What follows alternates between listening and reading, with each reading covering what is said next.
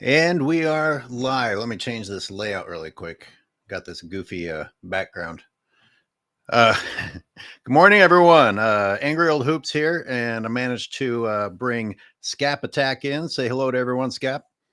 What's up, everybody? Angry Old Hoops. Thanks for having me. I'm glad we could finally connect and do this. Looking forward to having the conversation with you here. It's been in demand. They want us to a lot of the people watching want a lot of us to collaborate, but it's easier said than done. Absolutely. You're first of all, there's a West Coast, East Coast situation going on. You're an early morning guy. I'm more of an afternoon guy myself. So, and then of course, always busy with our own individual things, of course. But like I said, can't wait to talk with you on here. We kind of we're on another thing together, and we kind of loosely chat from time to time on certain things. So excited to put it here on a live stream under the same roof, just me and you. Yeah. Speaking of, I introduced you incorrectly. It's a Van Dam horse dick. My reputation precedes me, I see, from MJFB. By the way, have you heard from Dart? No, actually, I haven't. It's been a solid 2 weeks, and typically he and I will text throughout the week. Yeah. Even if I'm not planning on appearing on the show, we'll just kind of chat about other things. So I haven't heard from him at all in probably about 2 weeks in any capacity. So hopefully he's okay. I mean, I know he's very busy, so hopefully that's all it is. And we'll hear from him shortly. I don't know what my availability is this Sunday, but I'm always willing to talk shit about basketball somewhere most of the time. I hear you. I think today we'll start with your most recent work, and I titled today steroids, load management, and something else. Oh my!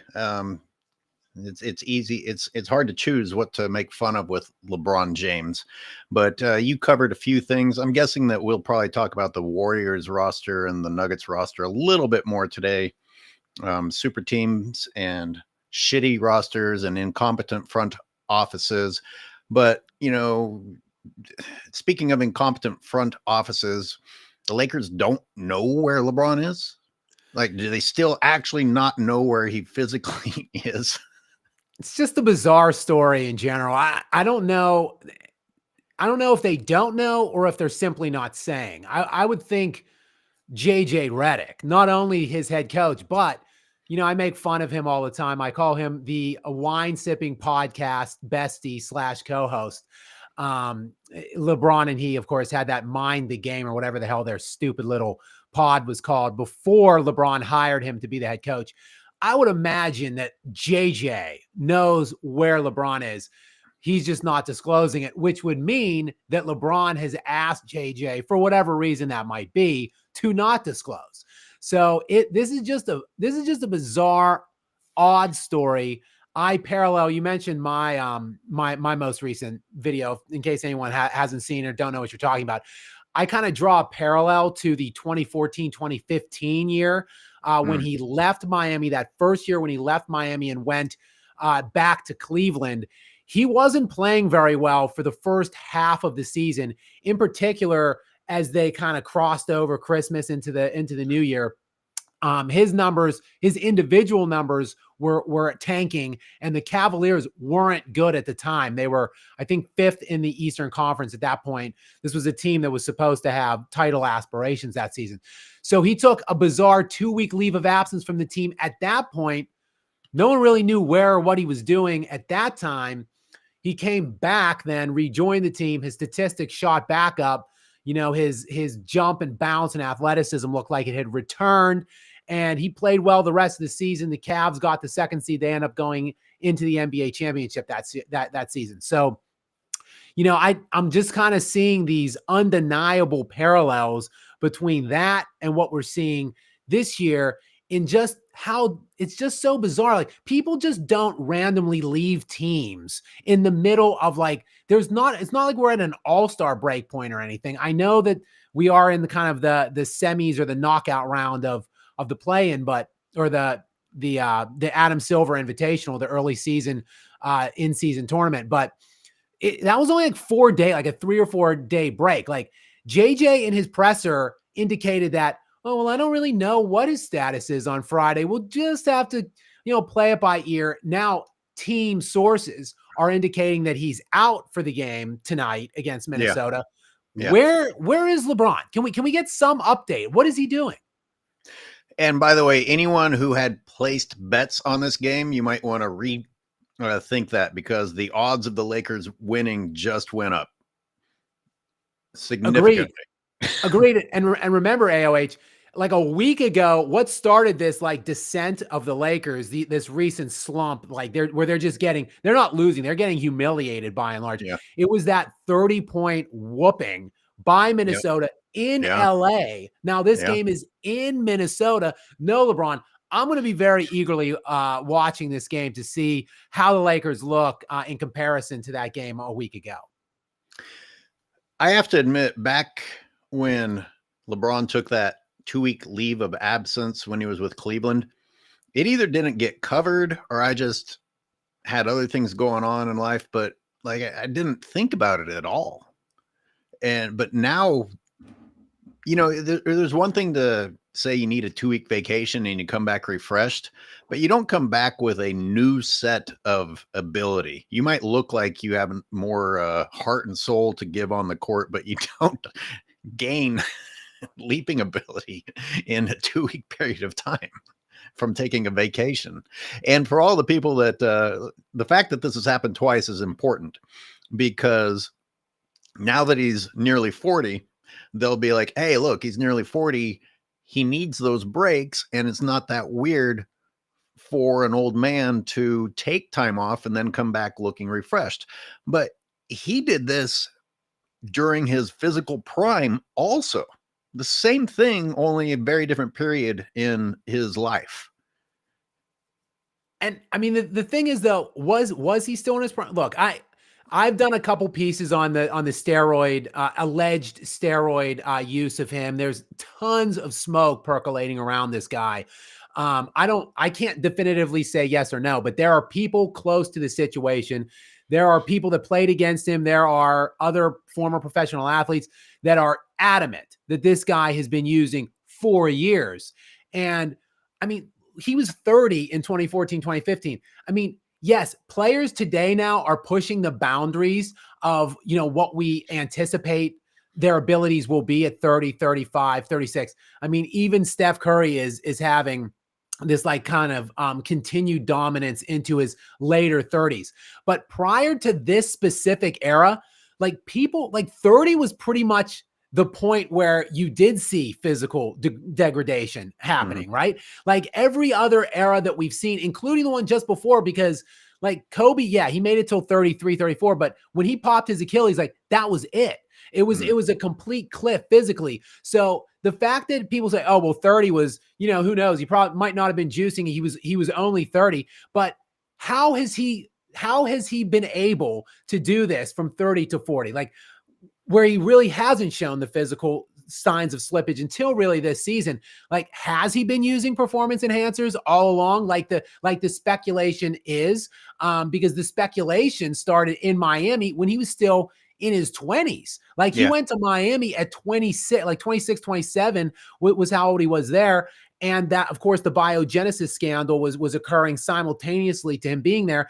And in federal documents, recently redacted documents, like we see that Ernest Mims, who's a longtime business partner of LeBron James, one of those inner circle guys that came up basically from like LeBron's late high school kind of time frame, is implicated as a customer of Biogenesis, as was David Alexander, who at the time when LeBron was playing with the Heat, that was LeBron's personal trainer and his wife's personal trainer.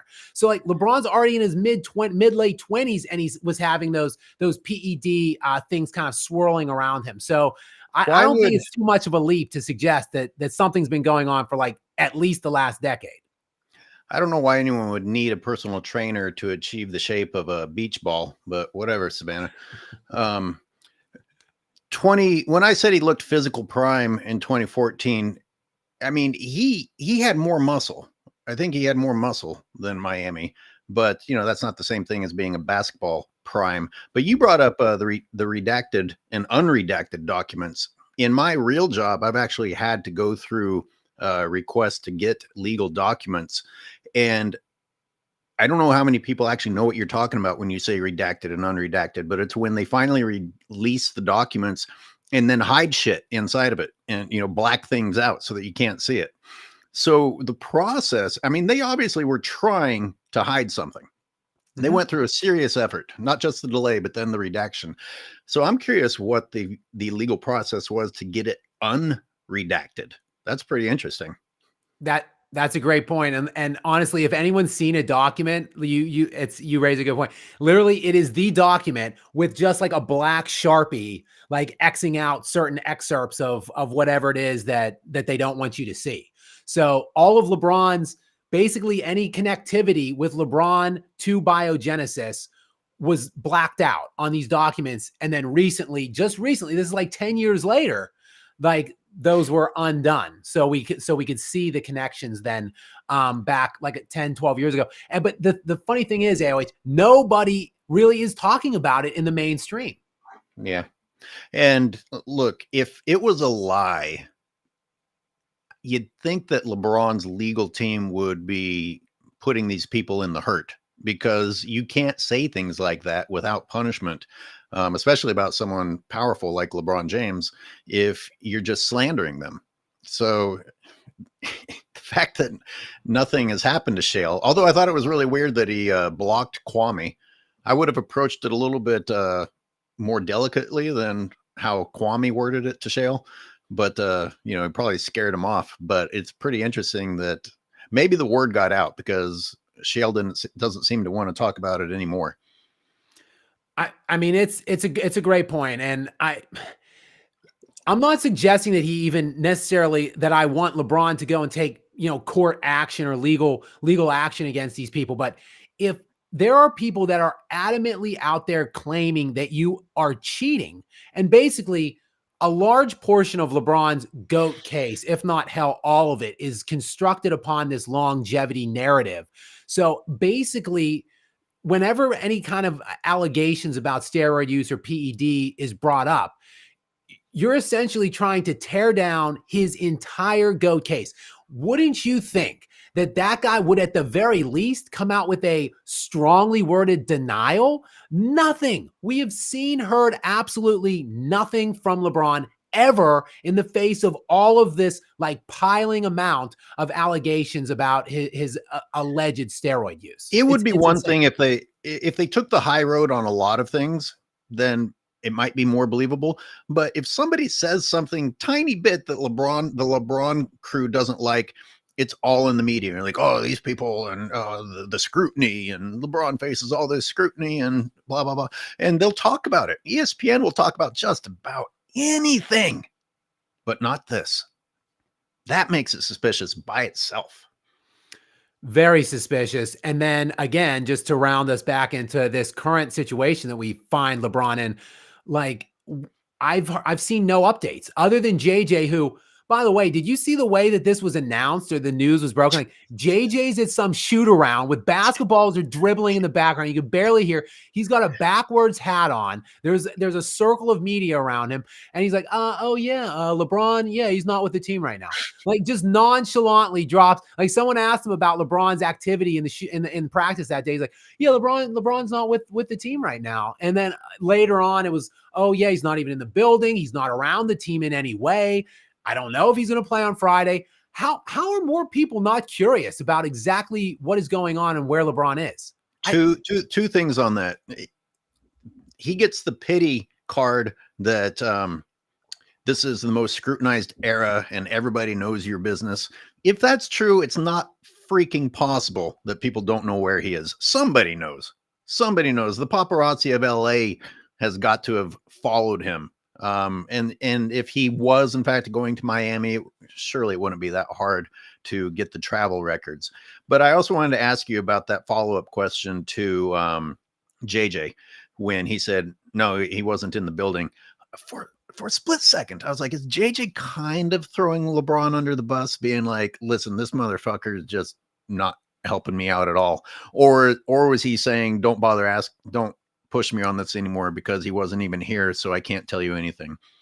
I mean, what his reasoning for saying that is, we could speculate on. But regardless, I think if you just look at what he said, the merit of it, and regards to the question that was asked, the question basically JJ was in an interaction with the writer or whoever was asking the question, and they were basically talking about team improvements, like how to get on the right page. And the question then was like, was LeBron involved in these conversations? And JJ, no, he's not in the building. So basically, how much does this guy really truly care about winning? Like we honestly have to look at that and question it. I've been questioning it for years and years, but at this point, why are you here? Look, what are the motives if you really don't care about winning at all?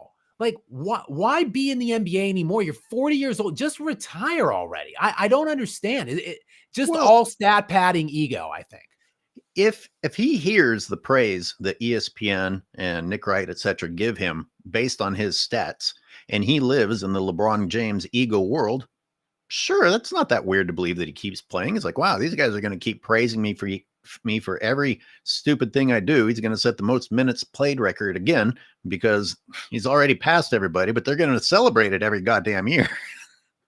And if no one is going to call him out for barely scratching the 10-point marker in blowout games in order to keep that 10-point streak going, and the sheep of the world that like LeBron James are going to continue to clap for that and use it as a historical record like they used the Olympics. The Olympics were bullshit, and they are currently using that as a historical record to say, well, obviously LeBron is great. How can you say he's not great? He got the MVP of the Olympics. It's all lie built upon another lie upon another lie. Let me give a shout out to the super chat really quick. Count Kilroy. That's kind of cool. $5. Thank you. Worth noting that LeBron gained 25 pounds of muscle immediately after his 2011 finals disappointment. I mean, that's a lot of muscle. Like if I put on 25 pounds of muscle, I'd look like a freak. So I can't back that up. Can you? Like, do you know if it was 25 pounds of muscle? I can't, other than just examining him, like what his body type is and stuff. Obviously he's a professional athlete. He has more time to put into training and stuff in the off season. But I was born in the mid 80s. So you can do the math on how old I am. Almost pretty much LeBron and I are the same age. And I have been working out in some capacity, like 5 to 6 days a week for like 20 plus years. So, and I've heavily trained in weightlifting and stuff like that. To put on 25 pounds of muscle naturally and in a lean capacity, if you're a professional athlete that's dependent on burst, athleticism, jumping, speed, and all that stuff, it's practically impossible. And in fact, it's not practically, it is impossible to maintain your level of athleticism and quick twitch muscle fibers and stuff like that to the degree that LeBron did from that off season to the start of the 2012 season is impossible to put on 25 pounds of lean muscle naturally. It just can't be done. So if it is 25 pounds, then yeah, that's suspicious as hell is what I'm saying. I agree. Super chat from Thanos, Snap Feminism, $5. Skap AOH, don't forget about the top of LeBron's head looking like the top of a Reese's cup that you ripped off too fast. Boy, and that thing changes on a nightly basis. Like some days, all of a sudden, there's a big, clear landing strip on the back there. And other nights, it looks like they painted it a little bit more. But I don't know. I just don't know why the technology he's using isn't filling in the back of his head the way it's filling in the front of his head. We're getting a little bit, whatever, silly details there. But we're going to start talking about Jokic in a minute, and leading up to that, we'll talk about guys who were near the end of their careers at 30. Now, a piece of that, it wasn't just the science and the nutrition and the trainers. They were also playing 82 games, and they actually had to fight for their rebounds. So they actually had to work for rebounds. I mean, that's got to add up. I don't know if you watched the video I put out of LeBron with the TNT overtime camera on him, and it just was a shocking that he spent more of the game standing than playing basketball. Why is it shocking to anybody that people are playing longer than that when that's what basketball looks like now? Steroids or no steroids, people are going to last longer.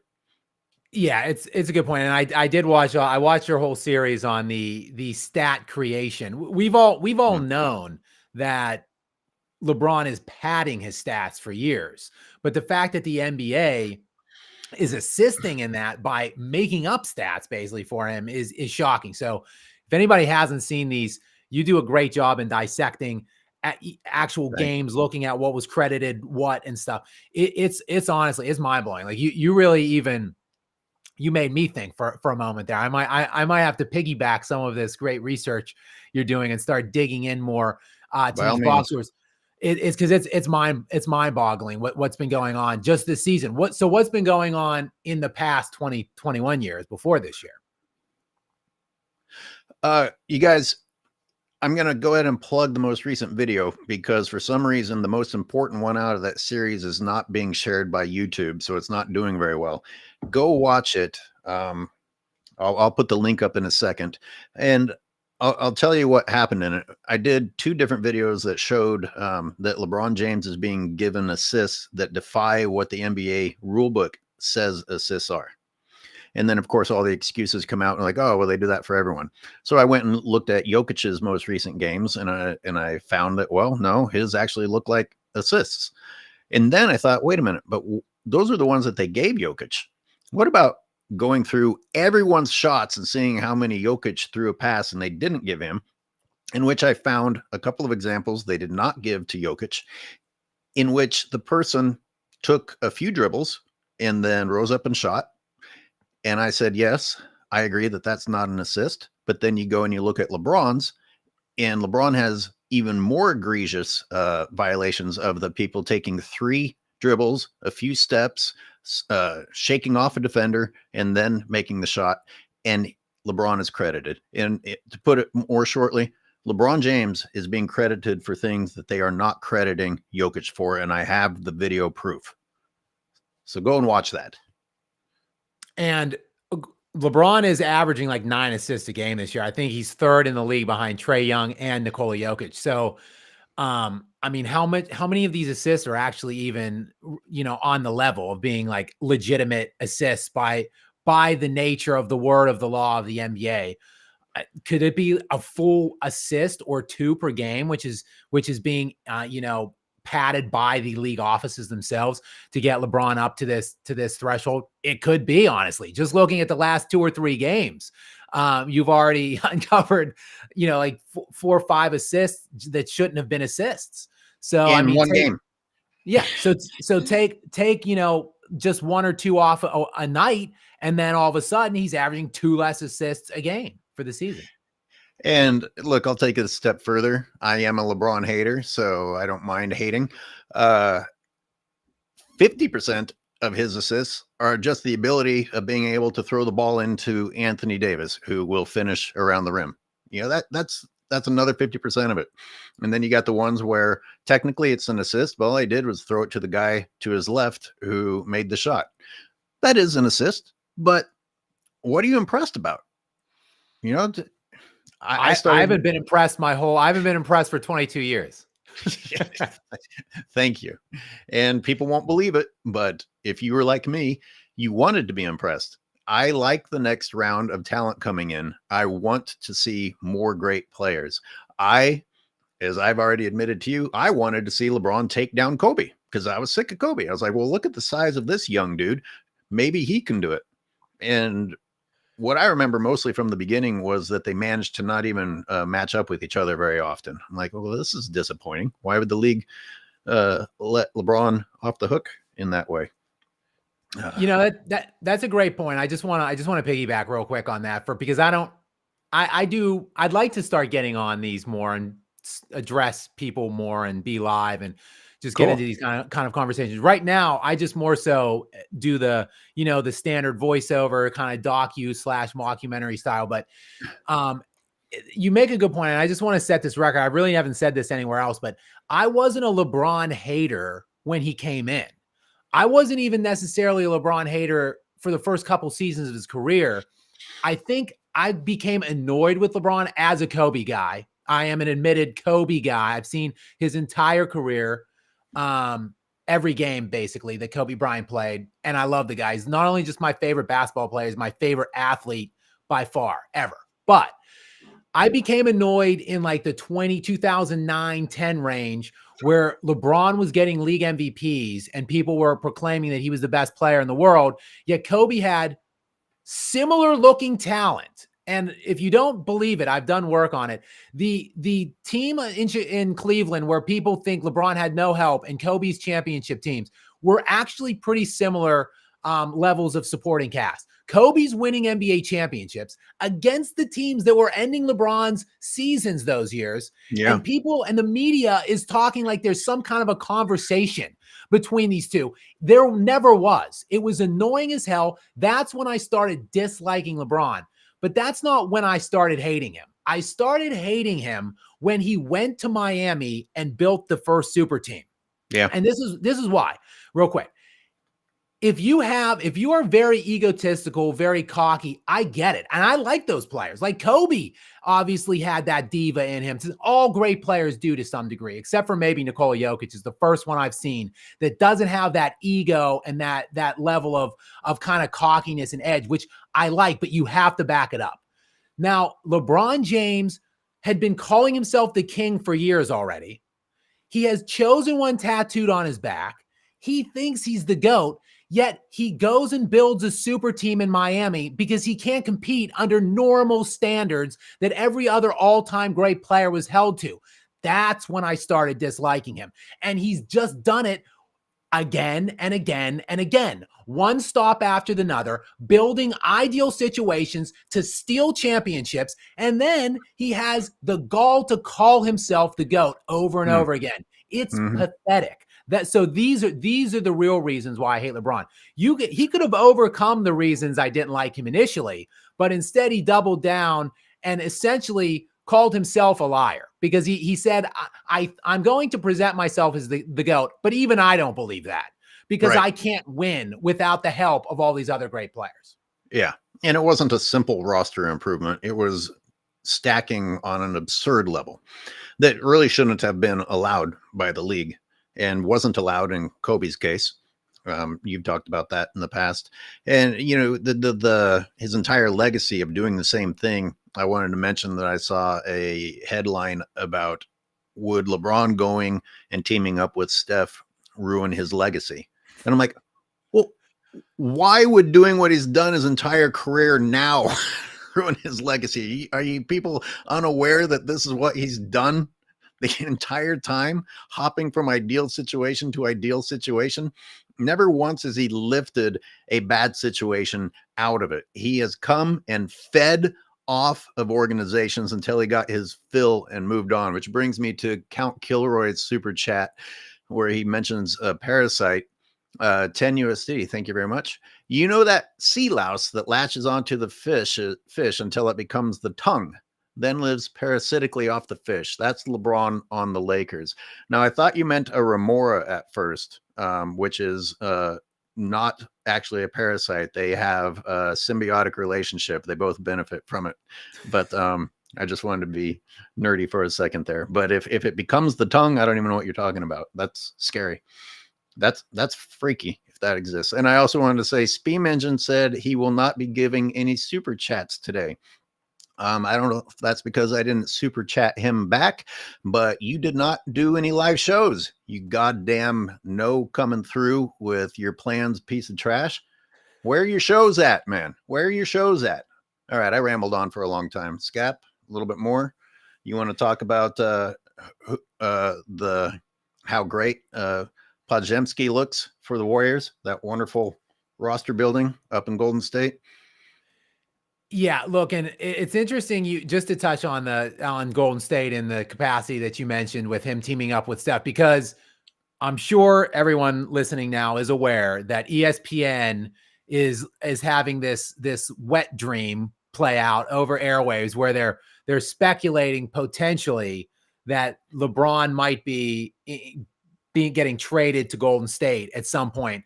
And allegedly, this was a deal that was in the works, or at least this is a deal that the Warriors wanted to execute last year at the deadline. But according to LeBron, he said no. According to LeBron's people, they said no to the pairing last year. Now the absence, maybe he's not just down gallivanting around Miami and getting his fill of the juice, if you will. Maybe he's deactivating while the Lakers finalize some kind of a trade to Golden State. And you said, would that ruin LeBron's legacy? Well, obviously not, because like you said, he's done it for the last 15 years and nobody seems to care. But somehow, some way, Curry keeps avoiding. He keeps ducking that kind of same shade that KD gets. Like somehow Kevin Durant can't get it done in Oklahoma City. Leaves to join the 73-9 Golden State Warriors that lost in the finals to the LeBron Cavs in 2016. Somehow, Kevin Durant. Say it again. Did they though? Like really? Anyway, Kevin Durant has looked like some super team scrub that can't win anything ever, that is consistently just shit upon by everybody. Basically, those rings don't even count for KD. Yet Steph somehow has avoided all of that, like LeBron. I think if LeBron goes and teams up with Steph, that is a horrendous look for Steph. LeBron, we know he can escape it. He's been doing it, but Steph got off easy on the one time the team up with Durant. I think if he brings LeBron on now at this point, it's going to look really, really bad for Steph Curry. But you interestingly enough, you actually made an argument against that. If everything that people are crapping on Durant for is true, then him coming to Golden State wasn't a super team move because he's just a bus rider. Now, and everybody acts like the GOAT went and joined Golden State while they were declaring LeBron James as the GOAT joining Golden State. The other reason is because Steph won before Durant and after Durant. That helps. Durant hasn't had similar success independently. And LeBron, the only form of success that LeBron has without a former superstar is when he joins a different superstar. Yeah, I don't know. I mean, you watch Steph Curry's effort compared to LeBron's, and that alone makes me just not even want to offensively compare the two of them. But we'll go back to talking about the Olympics, because I hear these lies by ESPN saying that Steph wanted to play with LeBron. Steph said, no, I'm good right now. And right. when asked about playing with LeBron in the Olympics, when the media asks you that to your face, you have a little bit of professionalism required, because you know what the right answer is. You're supposed to respect the idea of LeBron James. It's like, yeah, of course, it was great to play with one of the all-time greats, but he never said, I want to play with LeBron James. Like, these guys are actually lying. They're lying. Steph has never said, I want to play with LeBron James. And why would he, after carrying his ass through the Olympics? Carrying his ass, saving his ass through the Olympics. Steam Engine says, I'm not going to put that one up there. Well, Swan Daily says 25 pounds of muscle is most men's natural potential. Total or adding? Because that, I don't know. I don't know what men you're looking at. Here's the thing. And I actually, in my youth, worked in a gym. I worked as a various capacities in a gym. Assistant general manager, trainer, salesperson, hawking gym memberships. And the general manager of one of the gyms that I worked at was he sold steroids on the side, and obviously he used them too. And he wasn't shy in at least telling me that he did. And he told me, I was very lean at the time. I was like 5% body fat. He was very lean and very muscular. And we worked out often together. And he told me, you can be big and strong, or you could be like cut, chiseled, and lean. You cannot really be really big and muscular and lean and athletic naturally. He told me that maybe 0.001% of the human population has that ability to do that naturally. So now LeBron's whole game is predicated on speed, athleticism, jumping. So in adding 25 pounds of lean muscle in like 3 months is inhuman with no kind of additional help and aiding in terms of PEDs and banned substances.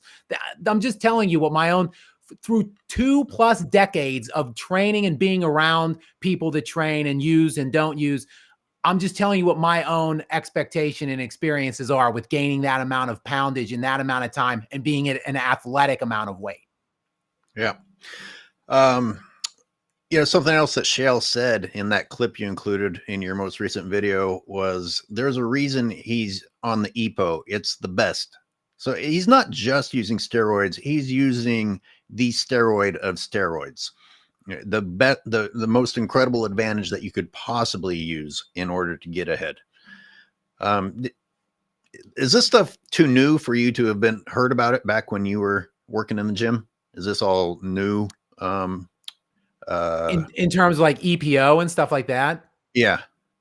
Yeah. I mean, I was dealing mainly with just like, or hearing or seeing. I've never even used creatine. Like I don't eat meat. So I even like my protein shakes I use like vegan kind of powder with no animal stuff in it. But, good for you. Yeah, no, I was mainly around and exposed to like just straight anabolic builders, muscle builders. So, and when I was in college, a bunch of my friends were using as well.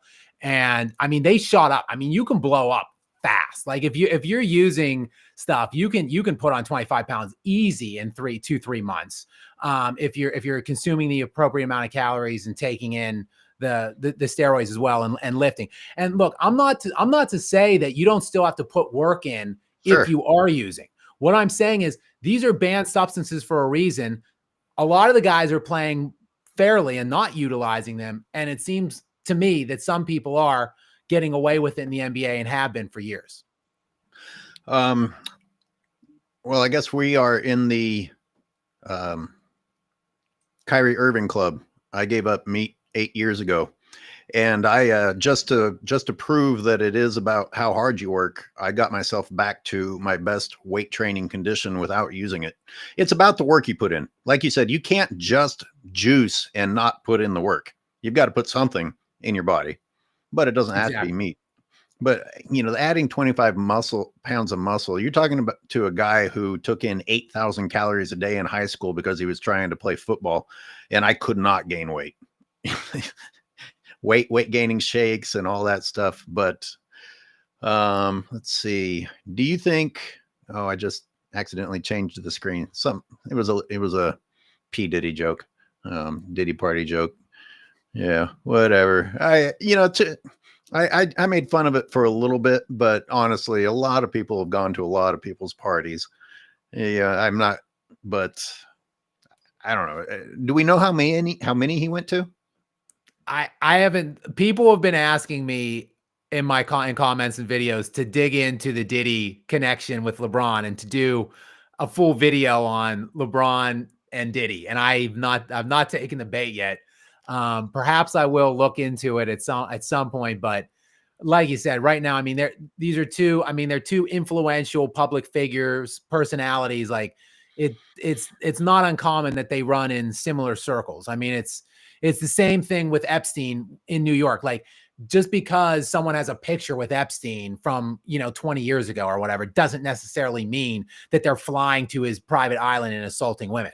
It's just, they run in similar public and, friend circles, so to speak. And I don't think it's too much of a stretch to just say LeBron and Puff Daddy just coincide. They ended up at different clubs and maybe he went to his house a couple times, but I would have to really do a lot of digging to be able to be confident in drawing some kind of a line to LeBron in that capacity before I would do it myself. Louis Balls super chat. By the way, Speed Engine said that he wants to make sure you get the $2 that he gave earlier. I will make sure. The difference between the GOAT and the Fraud King is that one built a dynasty and the other destroys organizations. He sure does. Boy, they sure come up with excuses, though. When I was jogging this morning, the fucking Odd Couple came on again, and that clown opposite Rob Parker started defending LeBron James being absent. He's like, no one ever said it was going to be perfect. I'm like, God damn it, dude.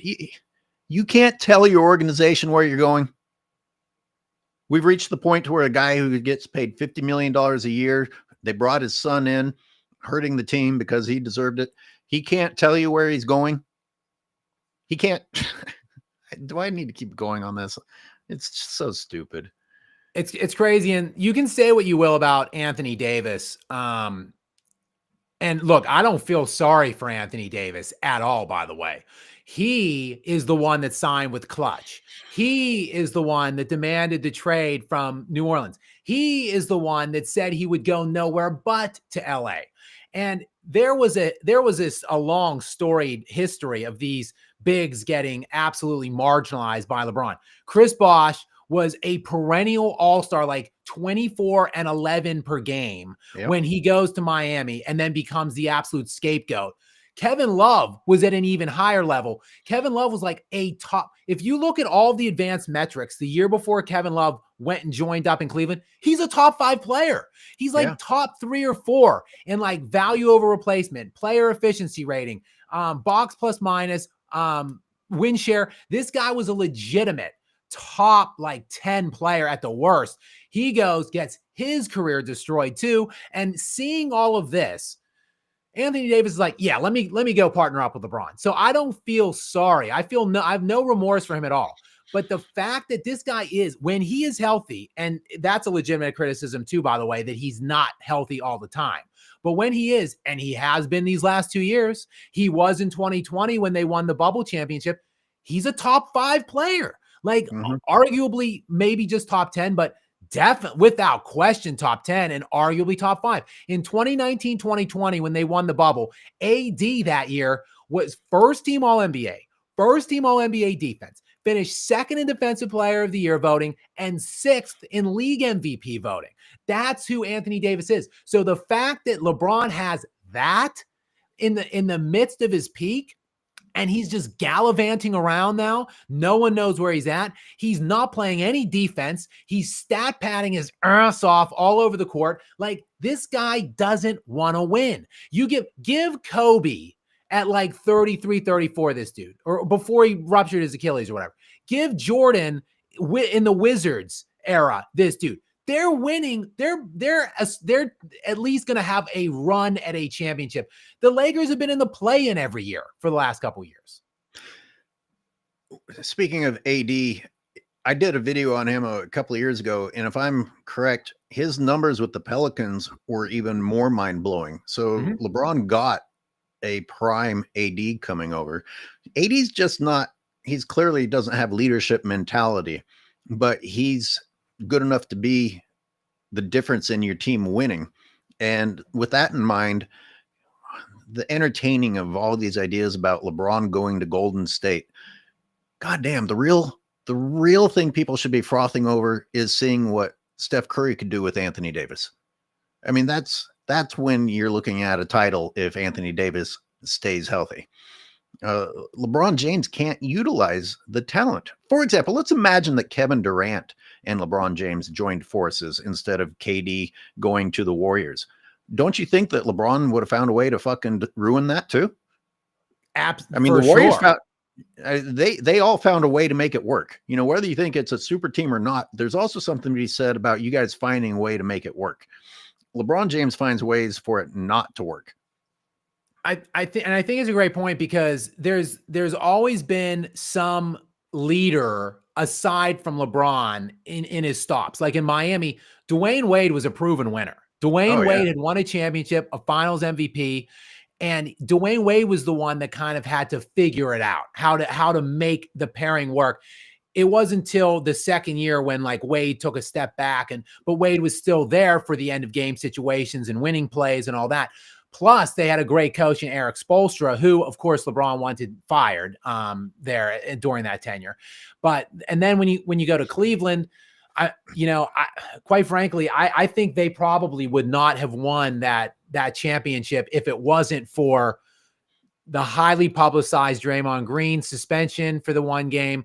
They got 2 guys hurt and that were pretty pivotal to their defense in that season. And quite frankly, Steph Curry just didn't look healthy. Couple that with Kyrie Irving going absolutely apeshit ballistic in games 5, 6, and 7. So he gets that one, but literally just one of the 4 years that he was there, he got, and then he goes to LA. And quite frankly, I don't think they had really any winners or any way to win a championship if it wasn't that like 1 in a million bubble season where it was just so utterly bizarre. Things were turned upside down because AD and LeBron, while they're both physical talents, neither of them are really winners, and they don't win games in winning times, which LeBron typically has always had. He hasn't with AD, and that's why I think they underachieve. And it's just hilarious to see the Nuggets, who, to me, I've been saying it for years, are not a very talented team, and they just own the Lakers. They've owned them the last 2 years in the playoffs.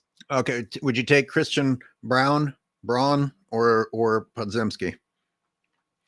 Oh, that's a tough one. I wasn't very high on Brown coming into the year, but now at this point, I'd probably say Brown, because he has actually really impressed me. Of all of the negativity that I throw at the Nuggets and all the shit talk I do about them and their players, Brown is one of the guys I think that I was wrong on. I was pretty critical of him, and the idea that you could just take him up and he could be a legitimate 2-guard in the NBA, starting 2-guard. But quite frankly, he's their second best player. I mean, I don't throw the statistical average and stuff aside.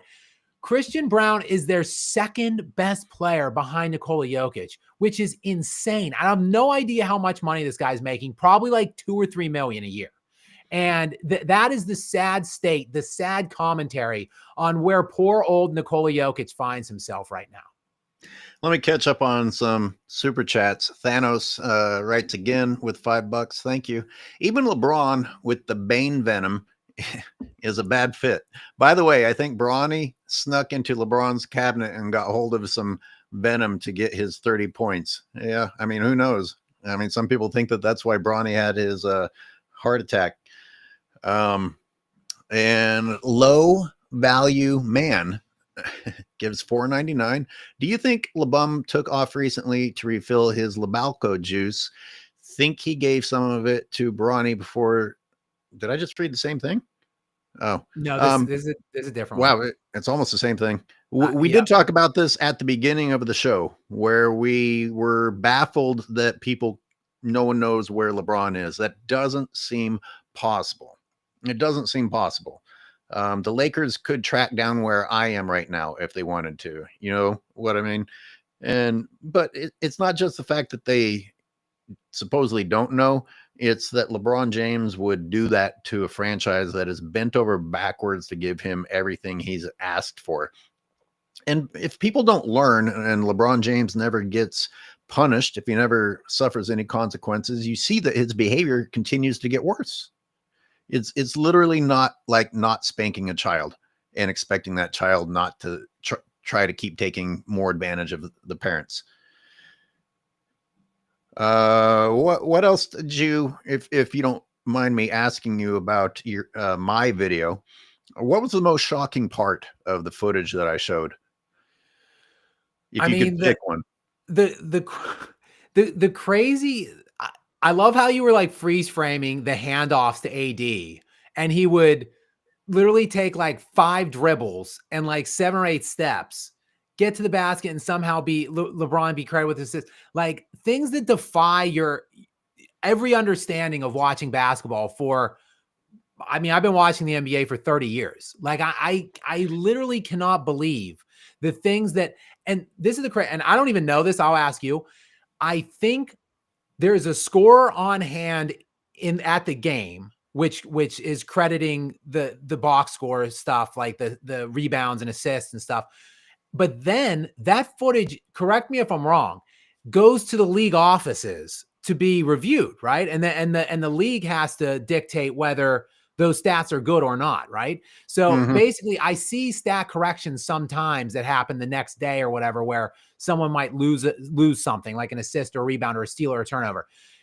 Am I making this up? I swear there's a secondary like reviewer of whatever happens at the night of the game. I don't know. This is something maybe you or I can maybe dig into and look into after we get off this live stream, unless you know.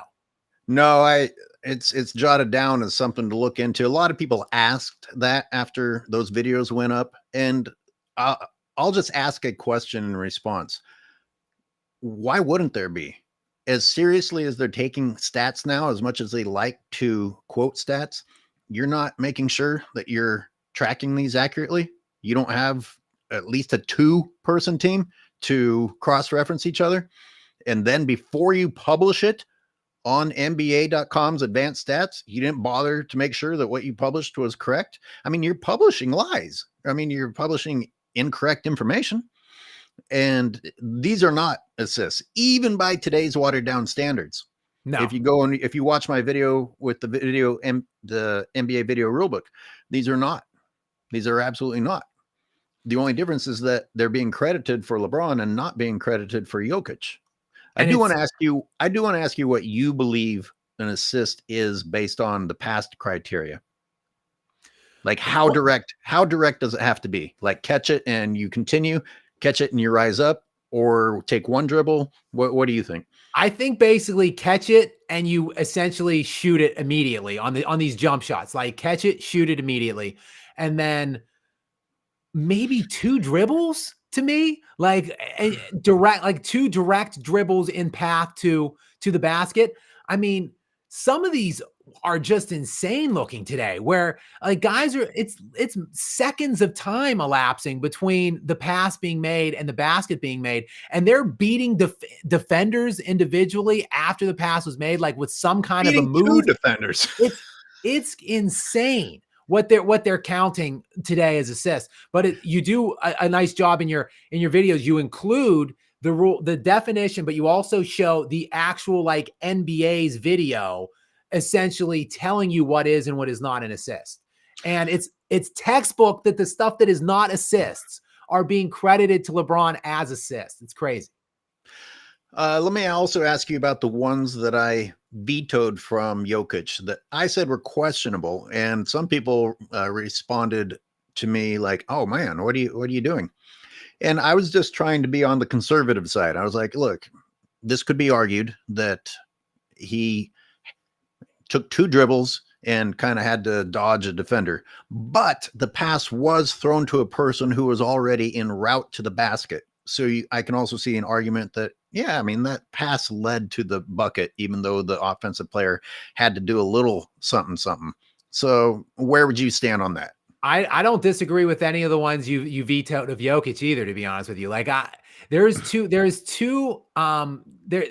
just too lenient of an interpretation right now. Like I don't like, and a lot of it is coming off these handoffs, right? Like you're handing off, screening, and then someone's like rolling around you, going to the basket, and that's fine if it's directly to the basket and scoring. But if there's a multitude of defenders in your pathway to the basket and you're sidestepping them, dribbling past them, doing some kind of an independent move to beat them, like that takes away the assist then, in my estimation. Yeah. It's just common sense. Keith Cool with €5.99. His whole career is fabricated. Chosen one before stepping in the NBA. Rule change in 2004 to make scoring more easy in the paint. 38 from mid, 34 from 3 feet. And the free throw problems. I'm going to take an opportunity to shit on FYF, because I saw you had a graphic up that was showing different people and what their weaknesses are. And under LeBron, it said free throws. I'm like, let's go with free throws. Let's go with 3-pointers. Let's go with mid ranges. Let's go with turnovers. Let's go with clutch shots. Let's just change it to basketball. His weakness is playing basketball. Speaking AOH real quick, taking a time out to shit on somebody. I don't want to, and we can get into other stuff. Maybe even this could lead into a bit of a Jokic conversation. Sure. So, but I don't want to take too much away, and I don't want to put you on blast or disclose any private conversations we've had. But I think, was it Ticket TV that you asked me about a while back? Oh, he said he was referring to you as if you guys have an ongoing dialogue. I was listening to him while I was jogging one morning, and he kind of made it sound like you were unfairly favoring Jokic, and I think he called you out for not doing a praise. Maybe that was it. Why aren't you praising Westbrook? And look, we can only get to so many videos. And for the record, I praised Westbrook while he was being crucified in LA. So you guys can go and look that one up if you want to bring me into that. But yeah, go ahead. Sure. And the thing, look, I was wrong about Brown, and I was wrong about Westbrook too. The first couple games, Westbrook looked absolutely washed. He looked terrible. I'd say Westbrook and Brown are their two best. So probably Jokic, then Brown, and then Westbrook. Those are their three best players. So I love Westbrook. I've been a defender of Westbrook for years. I actually do have a video about Russ in my catalog, not from this year, but apparently Ticket TV has some kind of obsession with me about Jokic. And it's weird because I get people coming onto my channel saying like, oh, why are you ducking Ticket TV? Let me just take this time here on your platform to say, I don't watch Ticket TV. I don't pay attention to what he's saying. I don't know what kind of allegations he's throwing out about me. But I will say this. He showed up on Dart's channel, the MJFB that you and I are on from time to time on Sundays. He showed up on the very first time I was on that channel back in July. And we kind of went at each other a little bit on the Jokic topic. Oh, did I miss that one? It was the one that Gilbert Arenas came on. Oh, it's when I lost signal for a good half hour. So he and I briefly went at each other on the Jokic thing. And at the time, Dart was like, oh, well, you guys need to do a debate head to head each other about Jokic. And I said, I'm definitely in on that. Immediately following that show, I'm not going to put these text messages on the screen or anything. Immediately following that show, though, Dart reached out to me and Ticket TV on the same text chain, trying to set up some kind of time where we could debate head to head about the Jokic piece. Dart sends me and him back and forth. I responded 5 or 6 times. Dart 5 or 6 times. Ticket TV with 0 responses in that entire text chain, dropped off, vanished, never showed up, didn't want any part of it. So anyone coming to me in any way saying I'm ducking Ticket TV or whatever, total, complete garbage. Are people saying that on your channel? And whatever. Yeah, people are coming to me apparently because Ticket TV is talking shit on me on his channel. So his people are coming on to my channel and saying, like, I'm dodging him, I'm ducking him. Let me clarify something for the listeners. Generally speaking, when I have listened to Ticket TV, he's on our side of the spectrum of basketball. You know, he doesn't like this LeBron James era and destruction of this game. But I just asked you because it sounded like he was expecting you to get back to him as if you guys had a relationship. So I was just, that's where I was wondering. It's weird, AOH. And to be honest with you, I have a bit of a chip on my shoulder about the Jokic thing. And I keep doing a lot of Jokic videos because I noticed. And this is why, because I got crushed last year in the playoffs when the Minnesota series went the way that it went, and I looked at what was going on with the team overall, the team build, the talent. I looked at what they did in the offseason in extending Jamal Murray to a max, letting other people go like Kentavious Caldwell-Pope. And I basically said, like, this team is failing Jokic. It's complete and utter garbage. And people came out of the bushes to attack the ever-loving shit out of me. Oh, Scap's basically racist is essentially, let's just go ahead and lay it on the table. Like, it's so lazy. It's just so lazy to go that direction. Correct. Because the other thing my channel does, Scap always talks shit on LeBron, but defends Jokic. Therefore, he must be racist. The other element of my channel, besides those two that I talk the most about, and I'm working on one right now, is Loving defending Kobe. the hell out of Kobe Bryant. I am Mhm. consistently on a quest to defend like my personal savior, Kobe Bryant. Like, I love this dude. And it just irritates me that because I like the way Jokic plays and carries himself and presents himself as an all-star in this garbage era, that I must now inevitably be racist. I defend Giannis Antetokounmpo the same ways that I'm defending Nikola Jokic, because neither of them deserve the same kind of criticism that these other superstars get, because they don't run. They don't break the system. They don't build super teams, and they've still found a way to win something.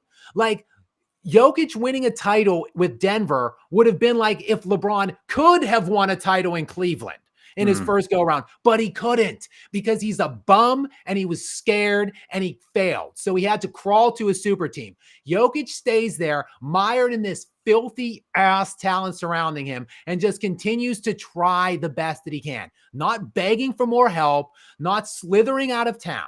So that's why I respect Jokic. That's why I defend him. That's why I continue to defend him. And it's being bared out this year with how appalling the supporting cast looks and how Jokic has even taken it to another level. So that's why I keep making these Jokic videos, basically as a way to just strut my strut and talk my shit, because I was right last year in the playoffs when people were burying me. I just want to make sure they know what it is. I suspected that you were almost being comical by how much you focused on Jokic recently. And yet nothing that you're saying in the videos isn't untrue. What he's doing is pretty incredible.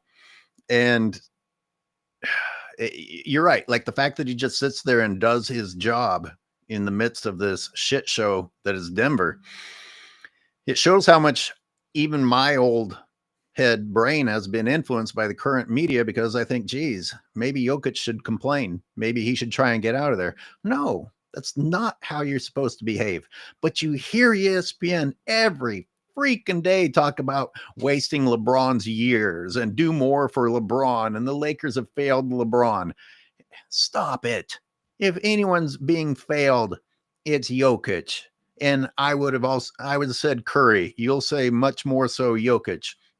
But I don't think you need to defend yourself on the race platform anymore, because if people go and look at your past videos or my past videos, we cover different players based on their behavior, not their color. And if you're not willing to do your research and find that out and just make wild accusations, then you're obviously a person that just wants to make lazy accusations. Ja Morris says, 5 USD, I sent your videos on LeBron's rebounds to Kwame Brown, and he featured it on his show a few days ago. People keep telling me that, and they said Dwight Howard did too, and I never see it. I go, and I might hear something that vaguely references something that I've pointed out, but a lot of people could have done that. Is there actual proof that they're using my content? If anyone has, in the future, you guys, if you say that to me, include the link and the timestamp, because I'm having a hard time finding it. I'm not saying you're lying, but I'm having a hard time finding it. I'd love to find out how directly they're quoting me. It would make me feel good that the word is getting out.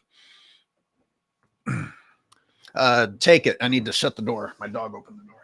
Yeah. I just want to piggyback on people are saying some things about Giannis. I think Giannis, I'm wavering on more, I think, now than I was in the past, because he does have Dame. Now, Dame has been lousy defensively, but Dame is also like a perennial all-star. He's a top probably 75 to 100 all-time player. So, Giannis finally does have some help now, and I think he has to capitalize on this in some way. At the very least, I don't want to see him leaving town now. Like, after the organization got him someone that he wanted, an elite, like kind of current superstar to pair up with. If you don't win, whatever. Boston has a ridiculous team in the East. I don't like the way I get it. I don't like the way you said that finally has help, because I think his team with Drew Holiday, Portis, Lopez, I mean, that's not help. That's not a good team. Here's the thing. And I don't look at just necessarily accolades to base like who's a good player, who's not. But the fact that like Drew Holiday was, I believe, he's been an all-star one time, I think maybe two in a career that spans 12, 13 years now. He, I believe, never made a single all-NBA team. He's been all-NBA defense 2 or 3 times. That's a good player. It's better than anything that Nikola Jokic has ever played with.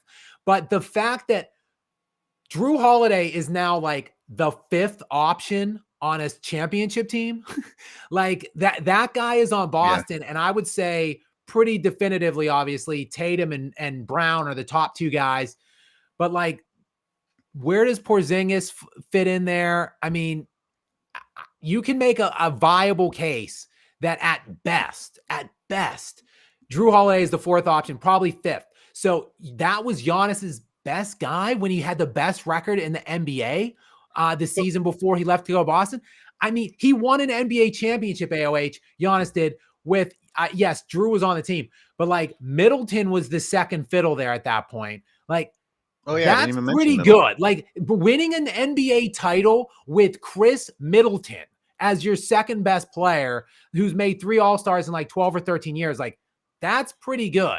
It's less than other guys that have won. It's less than what Steph had when he was winning. It's less than what LeBron had when he was winning. It's less than what Durant had. So in this specific era, that's not a lot of help in my estimation. Now, though, I think he does with Dame. He has a legitimate bona fide superstar. You're not as old of an old head as I am, but when you refer to a 4th option, I feel like you have limited it to only seeing how much they can give offensively rather than the old school way of saying, hey, this guy's a defensive specialist. You know, does someone have to, I mean, you know what I'm saying? We can measure his value beyond what he's giving you as a offensive option. Sure, that's fair. And that's another issue I talk about with Denver. Like, not only do these guys stink, like Jamal Murray is making $50 million a year to score 17 points per game in this era where it's like 114 a night and it's easy as hell to score. You got a dude making 50 mil as your second best player, scoring 17 a game on like 42% shooting and AOH. He plays no defense. Jamal Murray is trash on defense. Porter Jr. doesn't defend. Like Aaron Gordon is basically, and Brown does defend too, and Russ gives the effort for sure. Like Aaron Gordon and probably Brown are their 2 best defenders on that team. So like Jokic doesn't really have much offensive help. He definitely has no defensive help. So look, I think we're maybe just doing like a little measuring thing here, if you will, that Jokic definitely has less help, in my opinion, than Giannis. In my estimation, though, I think Giannis has had less help than Steph Curry. I mean, that the Warriors, you talk about defense, they won the 2 with Durant. When you look at what they were with and without Durant, they were generally, in the years they won, I believe, I can fact check this when we get off, unless you know, I think they were top 3 net rated defensive teams the right. 4 years that they won the NBA championships. So everyone looks at the Splash Brothers, the 3-point shooting, all that stuff. They were top 3 in net rated defense, all 4 title runs. That's very little to do with Steph Curry. I mean, he was not a good, he was at the very least, you could say serviceable or not bad defensively, but you had Draymond and Iguodala when he was younger and stuff there leading the defensive charge on that end. So, I think Steph has had ample amounts of help. Whatever you want to say about his year, this year, how it's gone the last couple years is fair, but he wasn't winning championships those times. When Steph was winning titles, it was because Steph had great teams around him, even the teams that didn't include Kevin Durant, in my opinion. What does that say? NK at 250. I believe that's a Macedonian denarii. Cavs have a good team. When will the Balco baby say, I'm coming home? Man, I've been wondering that. I've wondered if that's how he's going to end his little story for his documentary. Also, do you guys know the story about Balco and Zlatan Ibrahimovic? I don't know what that is. Do you? This is ringing a bell to me. That name definitely does ring a bell. I don't, off the top of my head, I'm not going to be able to talk effectively or intelligently about it, though. So If anybody else knows legitimately and wants to chime in with a legitimate answer, maybe you can help jog my memory. How's life in Macedonia, by the way? I need a country to move to, and I saw that the U.S. dollar is actually better than that one. Wow. Maybe that's an option. That's getting rare. That's getting rare. I've lost my train of thought talking about finances. I'm scrolling, looking for a few more super chats. Do you want to take any calls? If you want, sure. I Did can you stick around a bit longer here? Did you get out everything you wanted to say about Jokic? Oh, I want to give a shout out to Russ. While I was breaking down those assist videos, there was a clip of Russ flying in from out of bounds and knocking the ball out of two of the Atlanta Hawks' hands, and it ended up in the hands of a Nugget. I mean, these are the difference makers. That's what Russ brings you. Let me piggyback your Russ comment here. He substantially is better right now than Jamal Murray. I think they need, I'm not even joking, they need to move Jamal Murray to the bench, have him become the sixth man, and have Russ into the, I'm being dead serious here. You heard it. You heard it here, folks. He plays harder defensively. The energy on that side is much better than Jamal Murray.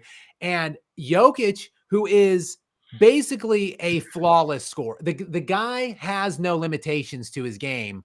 But Russ is putting him in insane situations. Like the entry feeds that Russ is making to Jokic and the places where Russ is delivering Jokic with the ball, it's so easy for him to score, which is why Jamal sat out the last two games. Those are the two games that Jokic had 56 and 48 points on like 60% shooting, true shooting splits. Interesting. It's because a lot of it is because Russ is getting him the ball in the right places.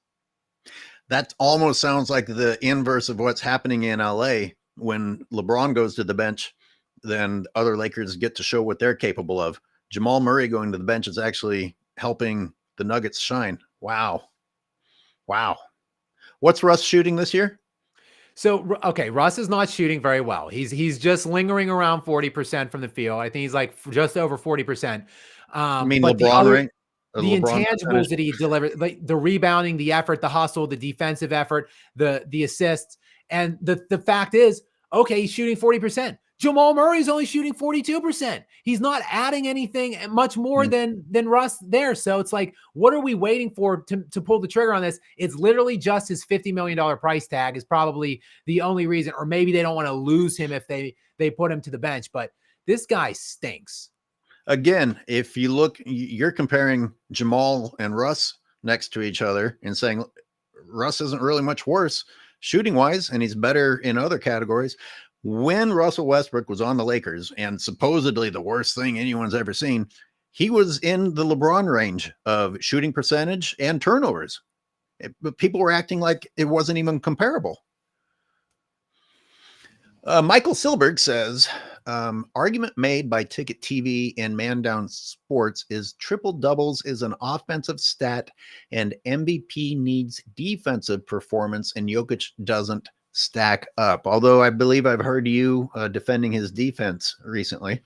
He is not a great defender. And that's fair. My personal, I don't really talk about it much, but I am working. I have like a 30-minute video. That's terrible. But that's terrible, by the way, if MVP is leaving out defensive importance. That's terrible. Sure. And people have asked me my top 10 or whatever to order my top 10.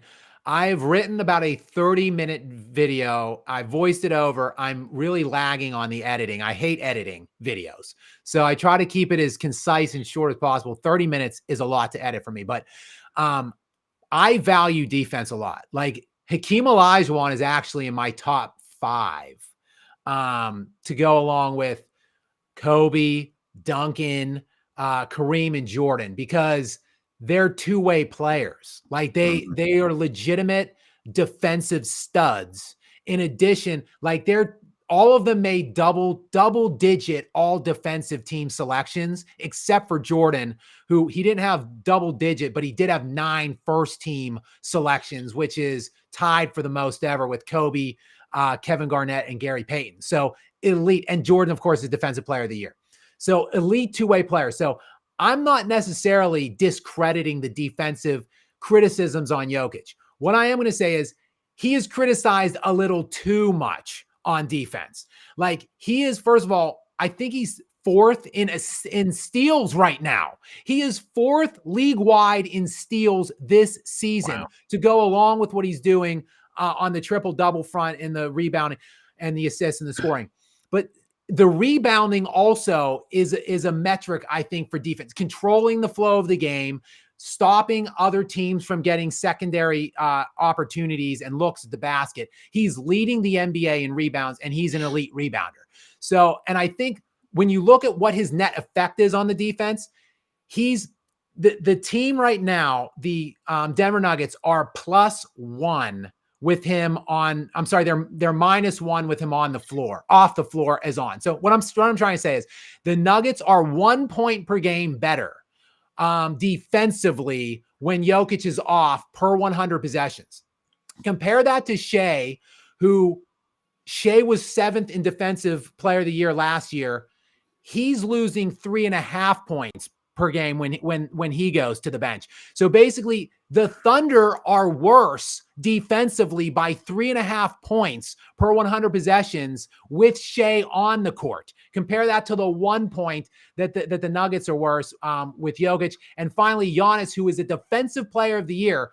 The Bucks are 5 points worse defensively with Giannis on the court. So Wow. what is your net effect defensively? Jokic is clearly, his effect defensively for the team is better right now than Shea and Giannis. I'm just telling you what the per 100 possessions on and off are. And when you look at net effect overall for a game, which is how I value or how I look at all-time great players or valuable, maybe MVP players, Jokic right now per 100 possessions total, that's offense and defense included, is adding 28 points per 100 possessions. It's simply inhuman.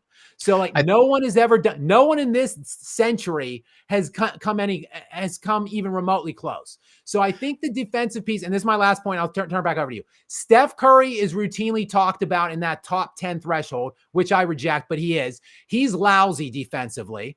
And Magic Johnson, who I have in my top 10, not my top 5, that he's not a good defender. He just isn't. So the fact that people want to sit here and talk shit on Jokic for being some lousy, terrible defender, and they have Magic probably in their top 3, I don't want to hear it from you. I mean, you basically already addressed this, but I'm going to read Jimmy James's super chat. I love Jokic, but triple-double B-ball isn't winning basketball. It's better to delegate responsibilities to teammates and leave energy for defense. See, I can't buy that Jokic doesn't try to delegate. That's kind of like people crapping on Jordan's early years, getting all those numbers as if he was selfish. I don't think Jordan had better options. I've watched some old games where Jordan was throwing assists to players that were ruining those opportunities. But you've pointed out in your videos that as soon as Jokic comes out, the team nosedives. So I don't know how you argue against that. It's AOH. It's literally 28 points per 100 possessions.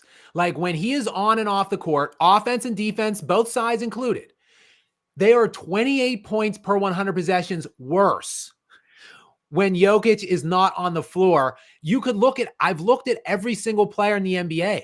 All of the great players this season, I should say, in the NBA, like Shea, who is second in MVP odds right now, he's 12.5 per 100 possessions. He adds 12.5. Jokic adds 28.1. It's not close. Like Giannis is 2.5. Think that over. Giannis adds 2.5 cumulative points per 100 possessions, offensively and defensively. He's on the court as compared to Nikola Jokic's 28.1. I don't want to hear people saying that these are hollow, empty stats. Okay, no one contributes to winning more. No one. Let me be as clear as I can. This year and for the last 4 or 5 years, no one, it's not close, has contributed to winning more for their team than Jokic, and it's like double as much. And Jimmy James, I'll just ask you a question. Does Jokic strike you as someone who doesn't want to delegate, as a player? I mean, does his playing style seem like he's someone who would rather get his than have it be team ball? And I'm going to leave it there. Like when you watch him, do you get that feeling? I'm getting the feeling that if Jokic had a great shooter to pass the ball to, he'd fucking love to do it. Listen, I see a comment about Magic that I was too hard on Magic and that he has 5 rings. Okay, look, let's say he's not lousy on defense. Let's say he's an equivalent defender to Nikola Jokic. So if Magic can get in people's top 2, 3, 5, 10 discussions, being an equivalent level defender to Nikola Jokic, there's no reason why Nikola Jokic can't get in the top 10 discussions as well, right alongside Magic. And look, no one values winning more than me. No one looks at championship success more than I do. Believe me, you could go check out my 350 videos. However, there is some level of the talent, the supporting cast that is around these players, and the expectation for what those players are realistically able to do. Look at every player in the top 10. AOH. Like, look at your top 10. Look at the guys that are consistently believed to be all-time great legends. They have all had substantially more help than Nikola Jokic. Substantially more. Other than probably Hakeem Olajuwon. He's the only guy that has had a similar level of ineptitude from his management and his franchise failing him. But Hakeem only has 2 rings because of that. And guess what, guys? He wouldn't have had that second one if it wasn't for the trade deadline deal that brought in Clyde Drexler in advance of the 95 run, because Clyde Drexler was still all-star caliber every single season when that trade was made, and he's a top 50 all-time player. So basically, Hakeem would have only 1 ring if it wasn't for that Clyde Drexler trade there going into the 95 playoffs. So, like, the only dude that's remotely close to the lack of help that Jokic has had throughout his career is Hakeem, and they both essentially have 1 championship. And guess what? Like I just said, Hakeem's in my top 5. So that means that one day probably Nikola Jokic can find his way there too. Speaking of help, someone in the comments said that Dennis Rodman was the Bulls' 3rd option during the second three-peat. I don't think that's correct. The offensive option. I don't know if you want to react to that, but I'm pretty sure that that's not correct. It does annoy me that Dennis, when I'm fighting with teenagers or whatever in my comment section, probably people that didn't start watching basketball till like 2015, and they talk about the 90s Bulls being a super team, and they throw in Dennis Rodman's name. Lose me on that. Seriously, just scamper out of my comment section. Dennis Rodman was in his great defender, still, even when the Bulls acquired him. He was in his mid-30s and averaging like 4 or 5 points per game. Right. Okay, when he was playing with the Bulls. That ain't a super team, kids. Okay? God, I saw one game where he wasn't even getting rebounds. Like even Dennis was not reliable sometimes during the finals. I meant to do a mini on that, but there's so many things to do a show on. Super chat ethos. Maybe he needs more time with his lawyers. Praising Diddy for his parties on social media won't get unnoticed by Tony Busby. Yeah, I mean, LeBron, you didn't do yourself any favors dancing with children, talking about Diddy parties being the best. I will put the call-in link up. We'll entertain 1 or 2, and then I'm sure we both need to get going. But it's been fun. We've had we've had a nice turnout. Nice. Glad to hear it. It's been a pleasure chatting. Did I put that up? AOH, I'll make sure to send over the $2 from Speem. Oh, don't worry about it. While we're awaiting a caller, just interrupt me and let me know whenever. Way back when Skap Attack was just getting started, I think it was my very first video in May that went really big. 2 Mays ago. It was called The Last Choke, which was about LeBron's elimination from not last year's playoffs, but the Western Conference Finals one. That was the first video that really sparked my channel loose. And there was a couple people. Dreamers Pro was a guy that gave me a lot of shout outs and re-tagged my stuff early on. And then you gave me some reposts and some shout outs as well, back at the very beginning when I was getting started out. So I just wanted to say on your platform here that I very much appreciated that. Oh, cool. Yeah, so I guess your channel's younger than mine, but you have taken off quite well. I wanted, back in the day, I started doing a response to one of your videos, and then I got busy ripping on LeBron instead and never finished it. But one of them that I didn't like was you you shit on Curry building a super team quite often. And the thing that I didn't like was that you spent all that time pointing out those teams and you left Kobe out. Because, and you don't agree with me. We got into this on the Sunday show, whether it worked out or not. I feel like there are quite a few examples of Kobe either having a super team or attempting to assemble a super team. And maybe the one that you think is the most ridiculous example that I used was the Steve Nash, Dwight Howard, but they also had Meta World Peace on that team. You also had Pau Gasol, you had Kobe. Look, it didn't work out, but that's quite an attempt. I think the reason I get so annoyed at that example is because that's the team that led Kobe to end his career. It basically, that team ended Kobe's career like 4 or 5 years prematurely, because Steve Nash was washed. He missed like 30 games that year. Pau Gasol missed like 30 games that year and had a terrible year. And Dwight Howard himself, like recently, has come out and said, I wasn't even close. I had back surgery, a pretty serious back surgery in the summer before that season, and I wasn't even close to being physically back. So you had him, and then the two other guys you mentioned missed like 30 games. And Kobe in his 17th season, like, had to drag that team into the playoff. They were like in the 9 seed going into the last like 2-3 weeks of that season. And Kobe had to play literally 47 minutes a game for like 10 straight games until he popped the Achilles, and then his career was basically over. So that was the look at that. That's why I get so annoyed with that super team, because Mike D'Antoni is a loser. They should have never hired him to be the coach of that team. And Phil Jackson, by the way, wanted to coach it, and they said no. Really? But it annoys me because, and see, here's the thing, that season, 17th year for Kobe, when he ruptured his Achilles, he outscored LeBron James, who that year LeBron won the league MVP. He was like 28 years old, LeBron was, and won the league MVP.